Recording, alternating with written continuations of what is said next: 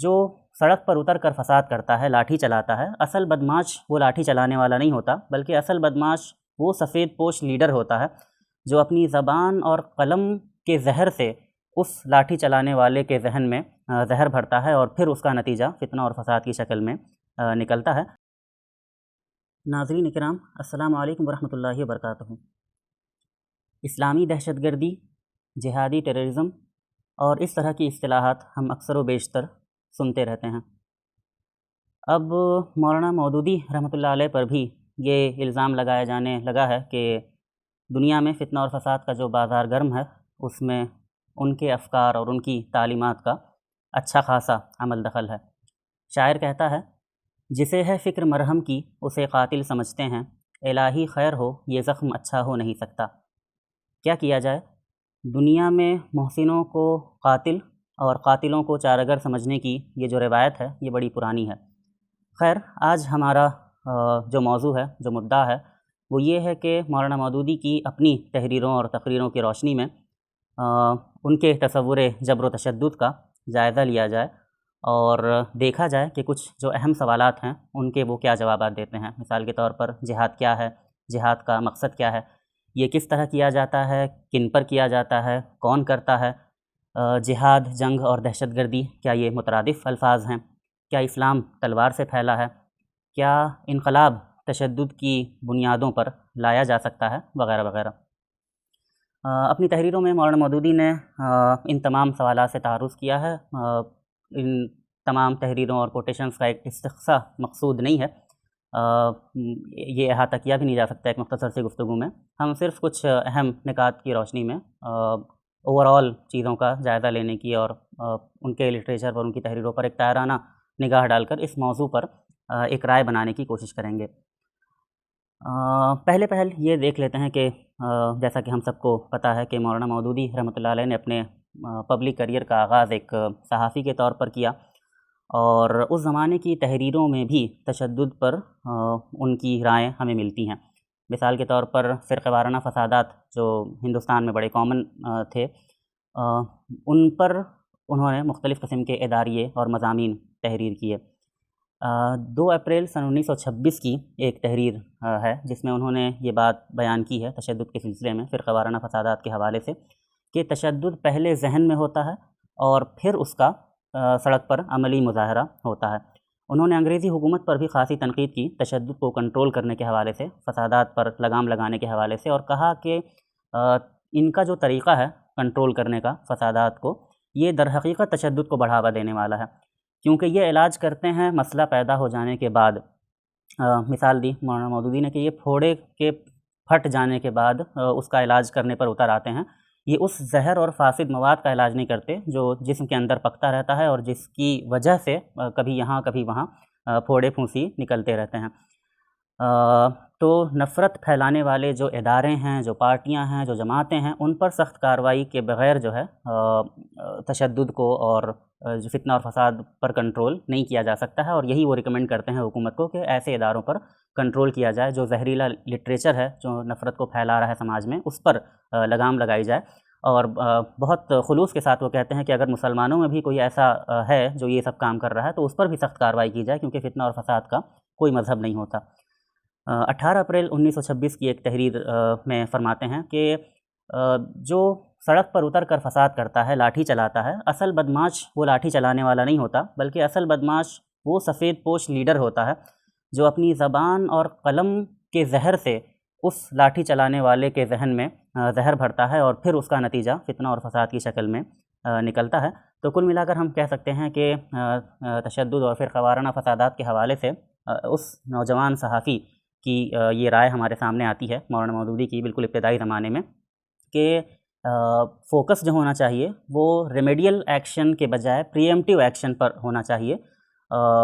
کیونکہ prevention is better than cure, اور حکومتوں کا کام یہ ہے کہ وہ پہلے سے چیزوں پر لگام لگانے کی کوشش کریں تاکہ انسانی جانوں کا ضیاع جو ہے وہ نہ سامنے ہو۔ تو نفرت کے کاروبار پر اگر شروع سے کنٹرول کیا جائے گا تو یہ نتائج اس کے فتنہ اور فساد کی صورت میں نہیں نکلیں گے۔ اس زمانے کی تحریروں میں مسلمانوں کے درمیان جو انٹرنل اختلافات تھے ان پر بھی انہوں نے کلام کیا ہے اور کہا ہے کہ فروعی اختلافات کو اجتہاد کے ساتھ اور برداشت کے ساتھ ڈیل کرنا چاہیے، اس کے لیے تلوار چلانے کی ضرورت نہیں ہے، تلوار مسائل کا حل نہیں ہے، وغیرہ وغیرہ۔ تھیوریٹیکل گفتگو جہاں پر مولانا مودودی کرتے ہیں تشدد پر اور جہاد کے حوالے سے، تو اس میں الجہاد فی الاسلام اور جہاد فی سبیل اللہ وغیرہ مقالات ہیں جن میں وہ یہ گفتگو کرتے ہیں۔ اور یہاں پر جو پہلی بنیاد اور جو وہ بیان کرتے ہیں اور جو ہمارے سامنے آتی ہے وہ انسانی جان کا احترام ہے، اور یہ ایک مسلمہ اصول کی حیثیت سے مولانا مودودی اس کو پیش کرتے ہیں۔ فرماتے ہیں کہ انسانی تمدن کی بنیاد جس قانون پر قائم ہے اس کی سب سے پہلی دفعہ یہ ہے کہ انسان کی جان اور اس کا خون محترم ہے، اور یہاں سے پورا وہ اپنا جو تھیوری ہے اس کو وہ بنتے ہیں، قرآن و حدیث کے حوالے سے انسانی جان کے تقدس اور سینٹٹی کو ثابت کرتے ہیں، اور اس بات پر خاصا زور دیتے ہیں کہ یہ جو قرآن کی تعلیم ہے کہ اگر ایک بھی قتل ناحق ہو تو دراصل یہ ساری انسانیت کے قتل کے مترادف ہے۔ اس حوالے سے وہ دو انتہاؤں کی بات کرتے ہیں اور کہتے ہیں کہ ایک تو یہ انتہا ہے کہ انسانی جان کا احترام نہ کیا جائے، اور ایک یہ انتہا ہے کہ انسانی جان کو ہر حال میں محترم سمجھا جائے، بھلے ہی وہ کیسے ہی مجرم ہو اور کیسا ہی فتنہ و فساد اس نے برپا کیا ہو۔ اور اسلام جو ہے وہ ان دونوں انتہاؤں پر نہیں ہے، بلکہ وہ جہاں یہ کہتا ہے کہ لا تقتلوا النفس التی حرم اللہ، وہاں پر یہی بتاتا ہے کہ الا بالحق۔ تو ہر حال میں عدم تشدد یہ خام خیالی ہے اپنے آپ میں، قاتل اور مفسد پر جو قانونی کارروائی کی جاتی ہے اسے مولانا مودودی تشدد نہیں کہتے ہیں، بلکہ اسے وہ ناگزیر خونریزی، ضروری تشدد کہتے ہیں۔ اس کو مولانا مودودی کی تھیوری آف نیسیسری وائلنس بھی کہا جا سکتا ہے۔ یہاں وہ مثال لیتے ہیں میڈیکل علم طب کی مثال لاتے ہیں، میڈیسن سے ایگزامپل لاتے ہیں اور کہتے ہیں کہ آپریشن کر کے کسی فاسد جسم کے عضو کو معطل کر دینا، کاٹ کر الگ کر دینا، یہ ہمیشہ دردناک ہوتا ہے، کوئی نہیں چاہتا کہ جسم کے کسی حصے کو ایمپوٹیٹ کیا جائے، لیکن جب زہر پھیلنے لگتا ہے تو جسم کی حفاظت کے لیے یہی طریقہ بچتا ہے ڈاکٹر کے پاس کہ وہ یہ دردناک فعل جو ہے اس کو انجام دے تاکہ جسم صحت مند رہے۔ اگر صرف اس بات کا دھیان دیا جائے کہ کسی عضو کو کسی حال میں نہ کاٹا جائے تو بالآخر زہر پورے جسم میں پھیل کر رہے گا اور اس سے انسانی جان کو نقصان پہنچے گا بہرحال۔ تو یہ کہ یہ بہت خوش آئند نہیں ہے، لیکن کبھی کبھی نیسیسری وائلنس کا سہارا لینا پڑے گا تاکہ سماج میں قاتلوں اور مفسدوں پر لگام لگائی جا سکے، ورنہ اگر انہیں پتہ چلے کہ ہم چاہے کچھ کر گزرے حکومت کی طرف سے ہم پر کوئی کارروائی نہیں ہوگی یا ہماری جانوں کو کوئی خطرہ نہیں ہے، تو پھر یہ ایک سماج میں فتنہ اور فساد کو پھیلنے سے کوئی نہیں روک سکے گا۔ تو یہ کہ جنگ یا خونریزی یہ ایک آخری چارہ کار ہے، مدافعت کے حوالے سے بھی اس کی اہمیت ہے، ظلم کے خاتمے کے حساب سے بھی اس کی اہمیت ہے، یعنی کل ملا کر یہ کہ جہاد جن کے خلاف ہوگا یا تو ان کا جرم یہ نہیں ہوگا۔ یہاں پر مولانا مودودی جو دیگر امپیریلسٹک پاورز ہیں ان کا اور اسلام کے تصور جہاد کا کمپیئر کرتے ہوئے نظر آتے ہیں، اس پر مزید گفتگو اور بھی ہوگی انشاءاللہ۔ وہ یہ کہ جہاں مٹیریلسٹک اور امپیریلسٹ پاورز جب دوسرے لوگوں پر جنگ مسلط کرتے ہیں تو ان لوگوں کا جرم یہ ہوتا ہے کہ ان کی تجارت اچھی ہے، ان لوگوں کا جرم یہ ہوتا ہے کہ ان کے پاس تیل کے ذخائر ہیں، یا وہ زمین کے مالک ہیں، یا وہ دوسرے مذہب کے پیرو ہیں، وہ ماننے والے ہیں۔ لیکن اسلام کا یہ مطمح نظر نہیں ہوتا، بلکہ اسلام جو ہوتا ہے اس کی جنگ کے مقاصد جو ہیں وہ بالکل دوسرے ہیں اور بڑے پاکیزہ ہیں، اور ظلم کا خاتمہ جو ہے وہ ایک بڑے اور عظیم مقصد کی حیثیت سے متعارف کراتے ہیں۔ یہاں سے ہم اپنے ڈسکشن کو ایک نوچ اوپر لے کر جاتے ہیں، اور جو جہاد کے سلسلے میں جس قید پر، جس لمیٹیشن پر مولانا مودودی کا اصرار ہے، جس پر بار بار اپنے لٹریچر میں وہ فوکس کرتے ہیں، وہ فی سبیل اللہ کی قید ہے۔ یہاں پر جہاد کا مقصد اور جہاد کا طریقہ کار بھی واضح ہو جاتا ہے۔ جہاد کے میننگ کے سلسلے میں میرے خیال میں بہت تفصیلی گفتگو کی ضرورت نہیں ہے، ہم میں سے ہر ایک کو پتہ ہے کہ مقصد کے حصول کے لیے انتہائی کوشش کرنا یہ جہاد کہلاتا ہے، لیکن یہاں پر جہاد کی اس صورت کی بات ہو رہی ہے یا اس الٹیمیٹ کوشش کی بات ہو رہی ہے جس میں تشدد اور جنگ اور یہ چیزیں شامل ہیں۔ تو مولانا مودودی کا اصرار اس بات پر ہے کہ اسلام نے جنگ کے لیے حرب یا اس طرح کے جو دیگر الفاظ عربی میں متعارف تھے ان کے بجائے اپنی ایک اصطلاح کو فروغ دیا، اور اس کا جو لاجک بتاتے ہیں وہ یہ بتاتے ہیں کہ دنیا میں جو جنگیں ہوتی آئی ہیں ان کے پیچھے خود غرضانہ مقاصد کار فرما رہتے ہیں، یا تو قومی افتخار کی وہ جنگ ہوتی ہے یا مفادات کی جنگ ہوتی ہے۔ تو یہ جو چیزیں ہیں کہ اس قسم کی خود غرضی یا نیشنل سیلف انٹرسٹ جسے کہا جاتا ہے، نیشنل انٹرسٹ وغیرہ، یہ اسلامی جہاد کا مقصد نہیں ہے۔ تو اسلامی جہاد یا جہاد فی سبیل اللہ در حقیقت صرف کوشش نہیں ہے کہ کسی بھی طرح کوشش کر لی جائے اور بائی ہک اینڈ کروک مقصد جو ہے اس کو حاصل کیا جائے، اپنے انٹرسٹ کو حاصل کیا جائے، بلکہ جو اسلامی جہاد ہے، جہاد فی سبیل اللہ ہے، یہ اللہ کی راہ میں اس کی تعلیمات کے مطابق کوشش ہے، جس کا مقصد یہ ہے کہ بندگان خدا کے درمیان ایک عادلانہ نظام قائم کیا جائے، دنیا سے سرکشی مٹ جائے اور اللہ کا قانون نافذ ہو۔ اس جہاد کے نتیجے میں جو چیز حاصل ہوتی ہے کوشش کرنے والے کو، وہ اللہ تعالیٰ کی رضا ہے، اور اگر اس کے مقصد میں ملاوٹ ہے، وہ دنیا میں کچھ حاصل کرنا چاہتا ہے، مال و دولت حاصل کرنا چاہتا ہے، شہرت حاصل کرنا چاہتا ہے، تو در حقیقت اس کا جہاد ہی قابل قبول نہیں ہے۔ یہ جو شرائط ہیں اور جو پابندیاں ہیں جو فی سبیل اللہ کی صورت میں جہاد اور کوشش پر عائد ہوتی ہیں، یہ ہر قسم کی ایکسٹریمز سے روک دیتی ہیں مسلمانوں کو۔ اور مولانا مودودی کہتے ہیں کہ کیسا ہی ظلم آپ پر ہو رہا ہو، لیکن آپ کے اختیار میں نہیں ہے کہ آپ جوابی ظلم کریں، کیونکہ اسلام نے جو حدود اور جو قیود عائد کیے ہیں، جو اقدار اور اصول متعین کر دیے ہیں، ان سے کوئی بھی مسلمان جو ہے وہ آزاد نہیں ہو سکتا ہے، ہر حال میں ان کا لحاظ رکھنا ہے۔ ان شرائط پر بڑی تفصیل سے انہوں نے گفتگو کی ہے کہ جنگ کے کیا اصول ہیں، اللہ کے رسول صلی اللہ علیہ وسلم نے صحابہ کرام کو کیا انسٹرکشن دی ہے، حضرت ابوبکر صدیق رضی اللہ عنہ نے کس طرح سے اپنی فوج کو ہدایات دی۔ تو وہ جو اصول ہیں جو جنگ کے نان کمبیٹنٹس کو نقصان نہ پہنچایا جائے، بوڑھوں اور عورتوں سے تعرض نہ کیا جائے، بچوں کو نقصان نہ پہنچایا جائے، آبادیوں کو تباہ نہ کیا جائے، اور اس طرح کی ساری چیزیں وہ بڑی تفصیل سے وہاں پر بیان ہوئی ہیں، اور کہا ہے کہ ان اصولوں سے سمجھوتا نہیں کیا جائے گا۔ تو طلباء کے ساتھ اپنی گفتگو میں کہتے ہیں کہ انسان پر سے انسان کی حاکمیت ختم کرنے اور اللہ کی حاکمیت قائم کرنا، اس کے علاوہ جہاد کا کوئی مقصد نہیں ہو سکتا ہے، اور اگر ہے تو در حقیقت وہ جہاد نہیں ہے، بلکہ اسی طرح کی کوئی جنگ ہوگی جس طرح سے دنیا میں امپیریلزم کے حوالے سے جنگیں لڑی جاتی ہیں اپنے نیشنل انٹرسٹ کے لیے۔ عام طور پر جب جنگوں کا ذکر آتا ہے تو جو تھیوریٹیشینس ہیں وہ اس کو ڈیفینسو اور اوفینسو میں ڈیوائڈ کرتے ہیں، مدافعانہ اور اقدامی جنگوں کے حوالے سے باتیں بیان کی جاتی ہیں۔ مولانا مودودی یہاں جب جہاد کے حوالے سے بات کرتے ہیں تو وہ مدافعانہ اور مصلحانہ جہاد کی بات کرتے ہیں۔ یہ جو ان کا تھیورائزیشن ہے، یہ بہت غضب کا تھیورائزیشن ہے اپنے آپ میں، کیونکہ اس میں نئی مرغوبیت شامل ہے جس میں جہاد کو صرف اور صرف دفاعی ثابت کیا جائے، اور نہ اس بات کی گنجائش ہے کہ اس سے کچھ غلط فہمیاں پال لی جائیں کہ جہاد اپنے آپ میں زبردستی مذہب اسلام کو فروغ دینے کا نام ہے، بلکہ وہ یہ بتاتے ہیں کہ جہاں ڈیفنس کے طور پر یا سیلف ڈیفنس کے طور پر بالکل نیچرل ہے کہ انسان اپنی حفاظت کرے، اور اس حق کو تمام انسانوں نے، تمام مذاہب نے اور تمام قوانین نے تقسیم کیا ہے، یہ بالکل لاجیکل بات ہے۔ وہیں یہ بات بھی کہ اسلامی جہاد کا یہ مقصد بھی ہے کہ اصلاح کی جائے اور ریفارمز کیے جائیں اور ظلم و ستم کا خاتمہ کیا جائے۔ چنانچہ وہ یہ کہتے ہیں کہ مسلمانوں کی ایک ذمہ داری یہ بیان کی گئی ہے کہ وہ نیکیوں کا حکم دیتے ہیں اور برائی سے روکتے ہیں، اور برائی یا منکر جو ہے اس کی ایک قسم تو وہ ہے جو قلب و ذہن کی برائی ہے، خیالات اور افکار کی برائی ہے۔ اس برائی کے حوالے سے وہ کہتے ہیں کہ ہمیشہ اس کے لیے وعظ و تلقین کا ذریعہ اختیار کیا جائے گا، لیکن جہاں پر یہ برائی فعل و عمل کی برائی بنے گی، وہاں پر جس حد تک انسان کے پاس استطاعت ہو اس کو اس فتنہ و فساد کو ختم کرنے کی کوشش کرنی چاہیے۔ پھر فتنہ اور فساد کی ڈیفینیشن کہ کمزوروں پر ظلم کرنا، قبول حق سے لوگوں کو روکنا، اور اس پر بڑا تفصیلی ڈسکشن مولانا مودودی فرماتے ہیں، اور اس بات کو کلیئر کرتے ہیں کہ جو جہاد فی سبیل اللہ ہے یہ زبردستی اسلام قبول کروانے کی کوئی مہم نہیں ہے، بلکہ در حقیقت یہ ظلم و جبر کے تسلط کا اور انسان کی حاکمیت کے خاتمے کا ایک اقدام ہے۔ اس حوالے سے وہ عرب جاہلیت میں جنگ کا کیا تصور ہے، روم و ایران اور میں کیا جنگ کا تصور رہا ہے، جدید مغرب میں جنگ کا کیا تصور ہے جو کہ بڑا ماڈرن اور سویلائزڈ ہونے کا دعویٰ ہے جس کا، پھر ہندوازم اور یہودیت میں ایک طرف اور بدھزم اور عیسائیت میں جنگ کے کیا تصورات رہے ہیں، اور کیوں ان تمام تصورات کے بالمقابل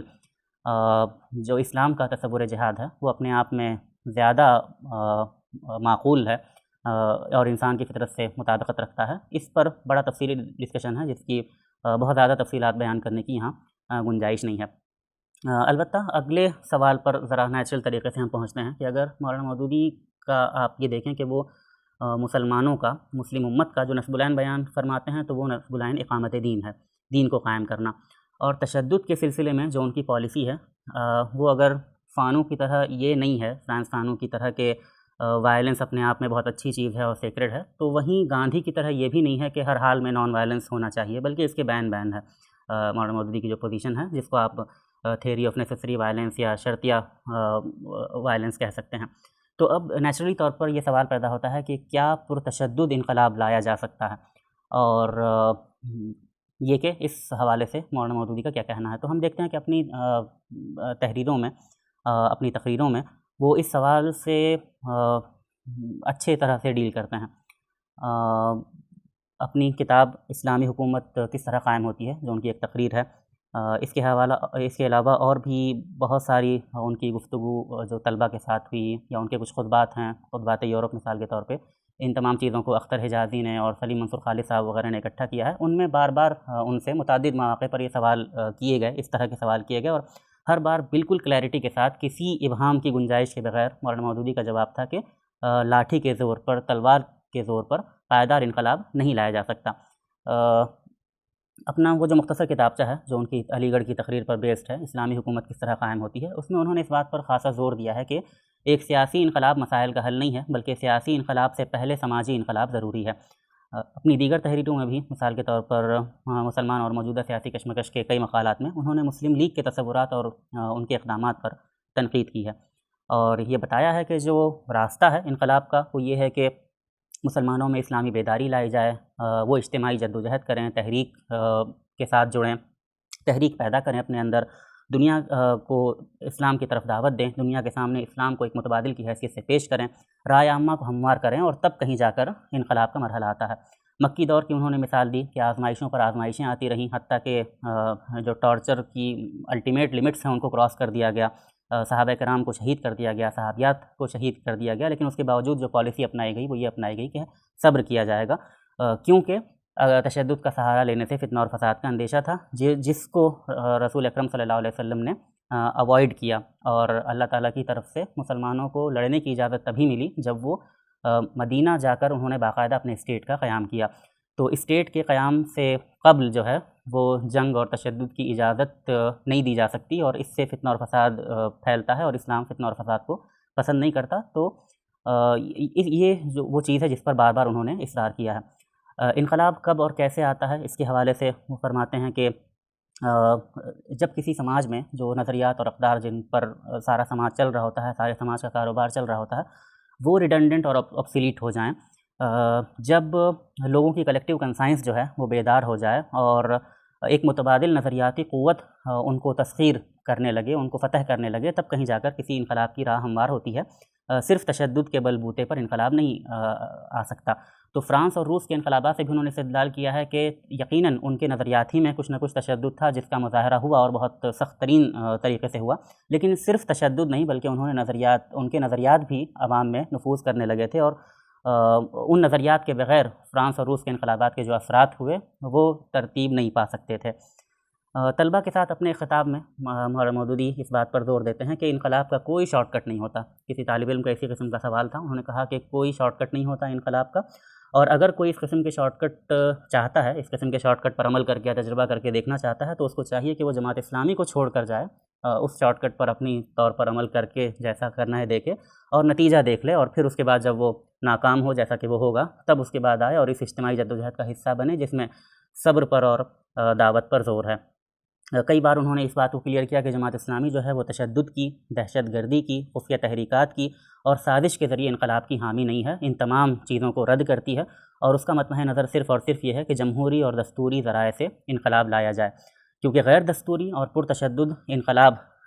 جو لایا جاتا ہے اس کی کوئی جڑ اور بنیاد نہیں ہوتی، اور کوئی بھی صالح انقلاب خفیہ تحریک سے برپا نہیں کیا جا سکتا۔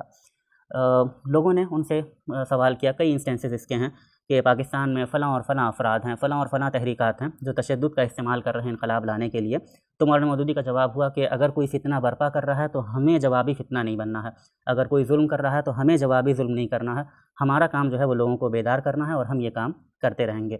تحریک اسلامی کے افراد کو انہوں نے نصیحت کی، بار بار نصیحت کی، مختلف الفاظ میں نصیحت کی کہ وہ کھل کر کام کریں، چاہے ان کا سر پھٹ جائے، چاہے ان کو جیل جانا پڑے، چاہے جیل میں ان کے ساتھ ٹارچر ہو، بدتمیزی ہو، چاہے ان پر آزمائشوں کے پہاڑ توڑ دیے جائیں، لیکن یہ کہ صبر سے یہ تمام مراحل پار ہوں، تبھی جا کر انقلاب آئے گا۔ BBC کے ایک صحافی نے مولانا مودودی سے پوچھا کہ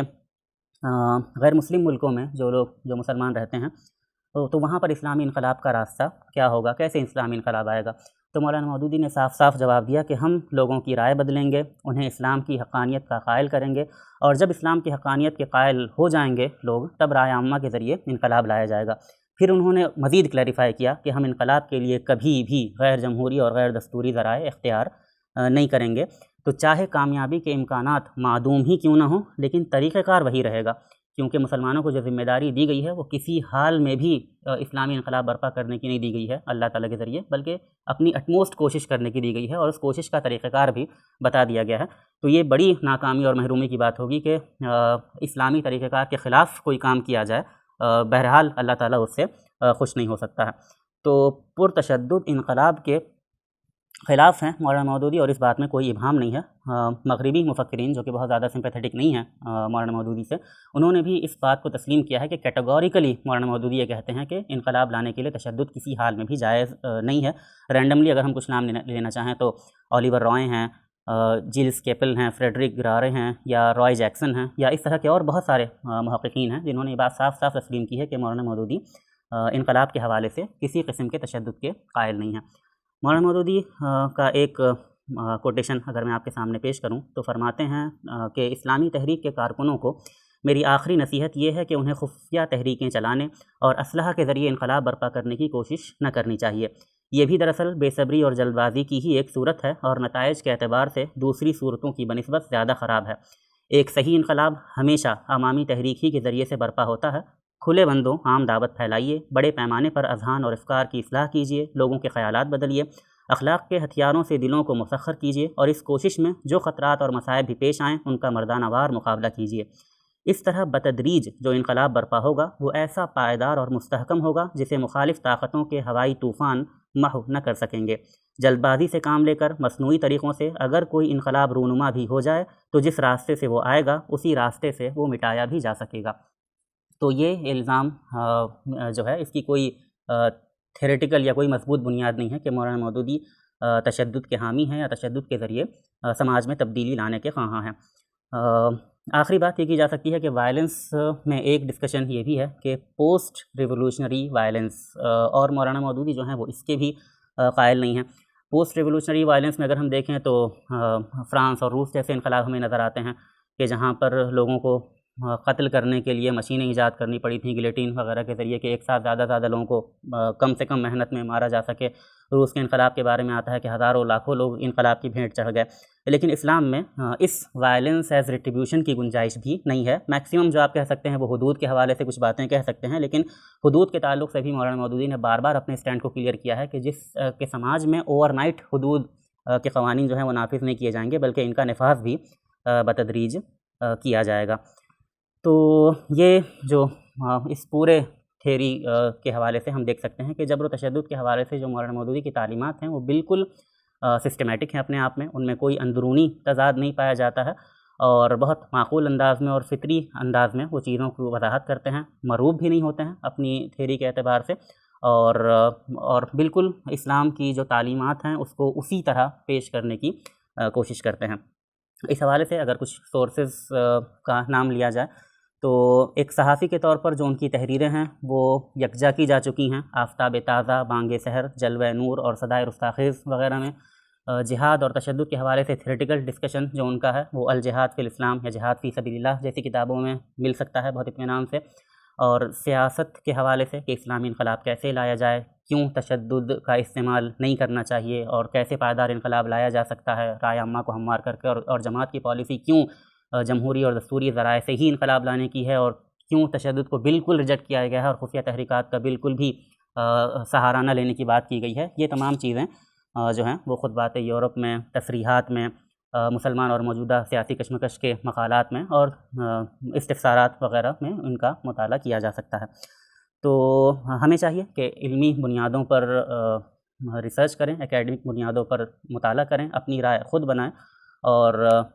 افواہوں اور فیک نیوز کی بنیادوں پر نتائج پر نہ پہنچنے کی کوشش کریں۔ تو جیسا کہ پہلے ہی کہا گیا کہ مولانا مودودی کی جو تعلیمات ہیں، جو تھیوریز ہیں، وہ پوری انسانیت کی خیر خواہی پر مبنی ہیں۔ اگر ان کی اسٹڈی کی جاتی ہے اور ان کا مطالعہ کیا جاتا ہے تو میرے خیال میں اس میں سب کا فائدہ ہے، یہ کسی ایک فرقے یا کسی ایک جماعت کی بات نہیں ہے، تو کوشش اس بات کی جانی چاہیے کہ ان کی تھیریز کو مطالعہ اور ریسرچ کا موضوع بنایا جائے، نہ کہ یہ کہ اس کے خلاف الزامات اور اتہامات کی بوچھار کی جائے۔ اللہ تعالیٰ ہمیں مطالعہ کرنے کی، اسٹڈی کرنے کی، چیزوں کو اسی طرح دیکھنے کی جیسی کہ وہ ہیں، توفیق نصیب فرمائے۔ وآخر دعوانا ان الحمد للہ رب العالمین۔